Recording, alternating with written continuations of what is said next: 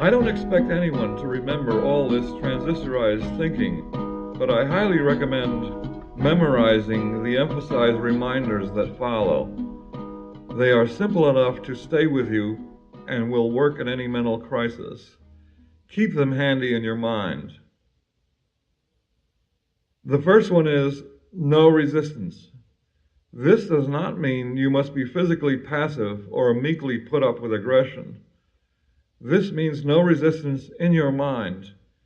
Be free in your consciousness and act out of love. There is no action that is always right or wrong. The only true variable is the consciousness with which you act. As you open your awareness, life will improve of itself. You won't even have to try. It's a beautiful paradox. The more you open your consciousness, the fewer unpleasant events intrude themselves into your awareness.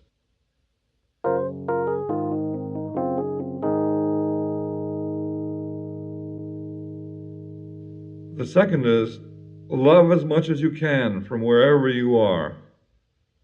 This line is especially good to recall when you feel frightened, crazy, or have taken some strange drugs. Write it on the wall of your room.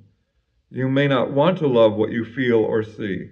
You may not be able to convince yourself that you could love it at all. But just decide to love it. Say out loud that you love it even if you don't believe it. And say, I love myself for hating this.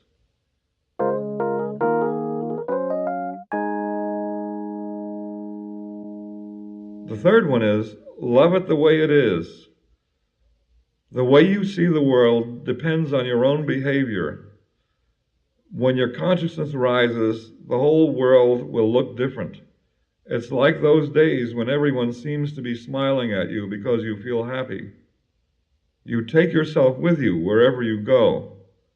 As they say in Zen, if you can't find it where you're standing, where do you expect to wander in search of it? There is never any place in the universe to be except among your equals.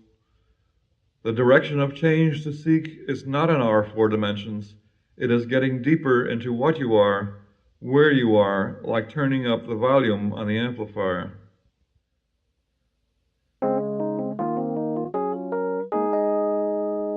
And last, love yourself.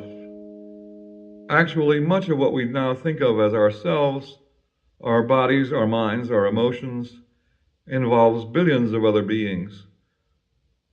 Being the ego consciousness of a human body is a little like being mayor of New York City.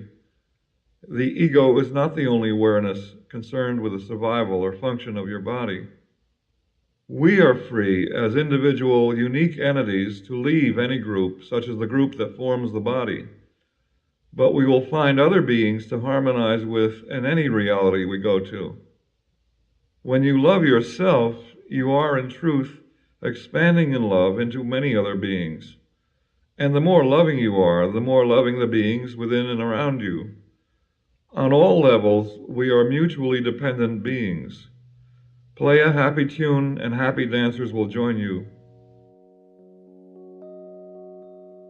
In another sense, loving yourself is a willingness to be in the same space with your own creations. How contracted would you become if you try to withdraw from your own ideas? Loving yourself is not a matter of building your ego. Egotism is proving you are worthwhile after you have sunk into hating yourself. Loving yourself will dissolve your ego. You will feel no need to prove you are superior.